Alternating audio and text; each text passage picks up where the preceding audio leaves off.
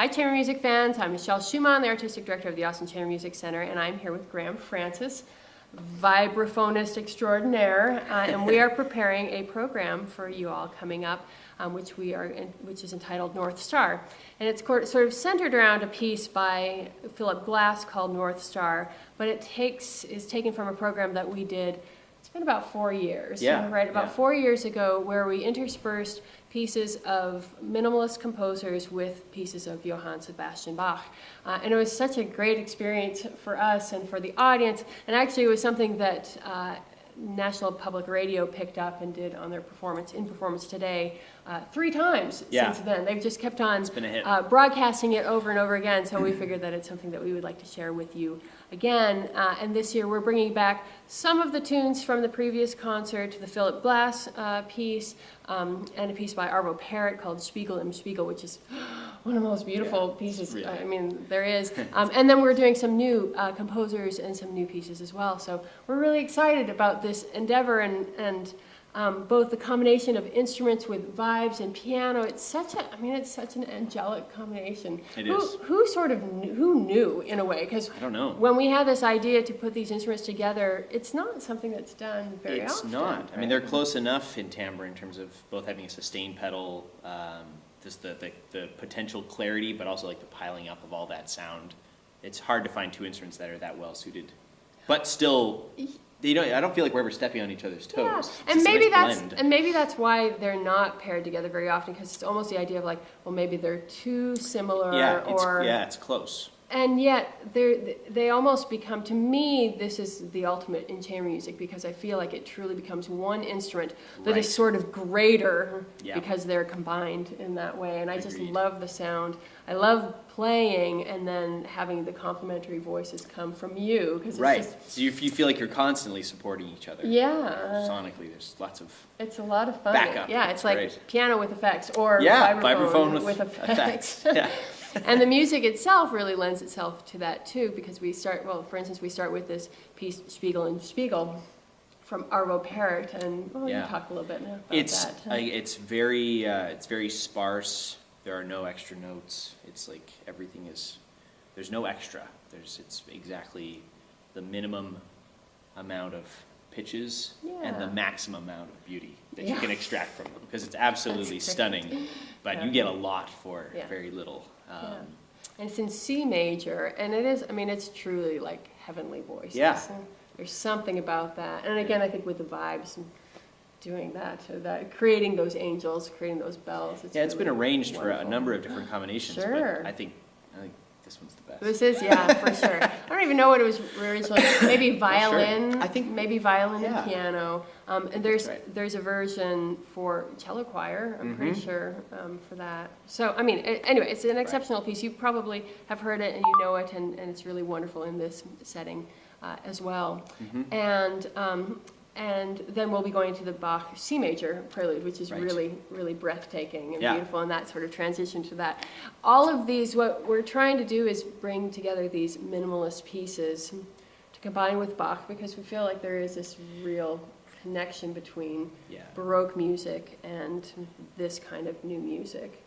I think a lot of it comes down to this idea of rhythm and kind of the motoric rhythm and the idea of like regular constant rhythm. Right, and cyclical harmony as well. So even though you've got this continuous rhythmic element, there's a continuous harmonic element that constantly evolves, although it stays the same. So the Bach ground bass will remain the same, and whatever we're doing on top will change. That's very much kind of the same model as Philip Glass. You have the same basic chord progression at the bottom, and then you expand on that through this kind of piling up accumulation of stuff. The Keith Jarrett piece in the middle, which seems like it would be out of place perhaps, but it's also beautiful. And again, it's an improvisation of his, but it's essentially based on a progression of chords like most jazz pieces are. Yeah, well, to tell everyone about, so we're doing one of the pieces from his Cologne concert dated in Cologne, which was in 76 something like that. Mid-70s. So and he did this Keith Jarrett, he did an all improvised piano recital, and you can't, when you listen to it, it's hard to believe that anyone create something like that on that level that is so composed in many ways and so beautiful. And even there are parts of that where I can't even figure out how he's playing the piano. Like I can't even figure out how he's making the sounds that he's making out of the piano. Yeah. At any rate, you have to check it out. Check out Keith Jarrett. Worth You must. doing.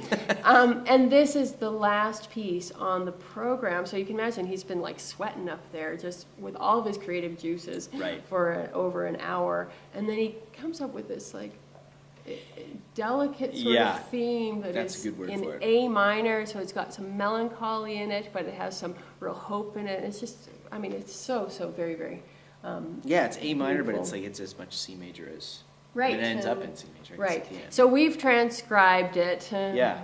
through various different channels. Right.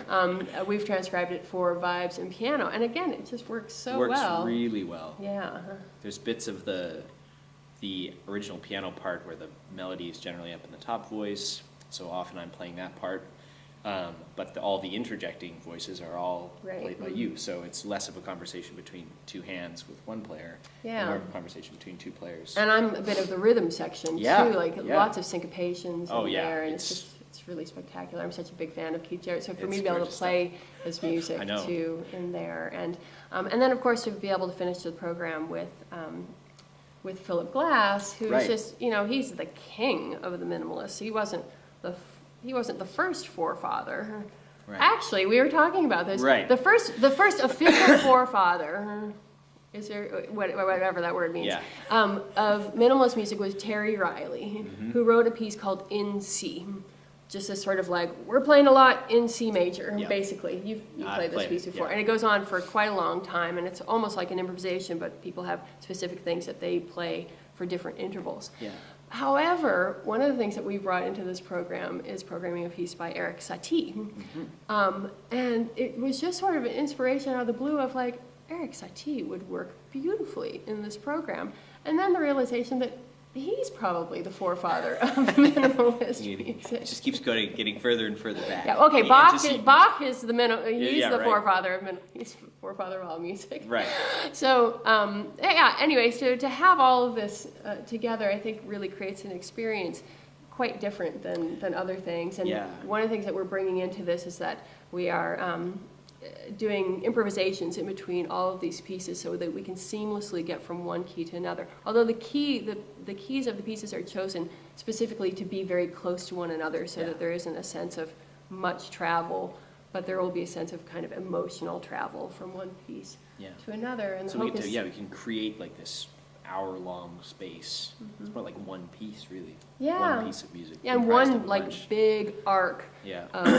of emotion and Yeah, that's uninterrupted. I think that's my favorite thing. It's Yeah. very, very satisfying to play, and Yeah. I'm sure equally satisfying to listen to. Because there's no interruption with clapping. Not Yeah. that anybody minds. Yeah, clapping. yeah, That's not what we're trying to musicians certainly avoid. don't mind being, Yeah. being told yay. Right. But I love the idea of like creating a bubble of sound, a bubble that we all share together that Right. doesn't then get burst by this outburst Yeah. in a way. And so we share that space together for a period of time, and I think we can. By doing that, we're able to go deeper and deeper into the music, into the feeling around that, into the experience. And we're planning on enhancing the experience also visually by Yeah. having a visualizer that kind of shows the music, that helps people get even deeper into the music and deeper into the I experience. think that's a kind of a focal point of a lot of the kind of progress music that minimalism represents. You're there, and you know that generally it's going to be a patient experience, because Yeah. the longer you wait and anticipate that next change, the more satisfying that change is. And if you consider the concert at a whole, you've got these various stops along the way, and so Yeah. you get to experience it on a deeper level. And it's all about process. It's all about getting from, like you had mentioned with Bach, this layering of things and process. And Bach himself was such a process Yeah. composer when we think about how he does fugally things, how he piles on things on top of one another and develops these themes throughout his pieces. And these are the things that they have in common, and why they can absolutely. live together on the same program in Right. the most natural and peaceful and sort of nostalgic and Yeah, beautiful way. yeah. So we're excited. Very much so. And we are looking forward to seeing you there, and we can't wait to share this experience with you as well.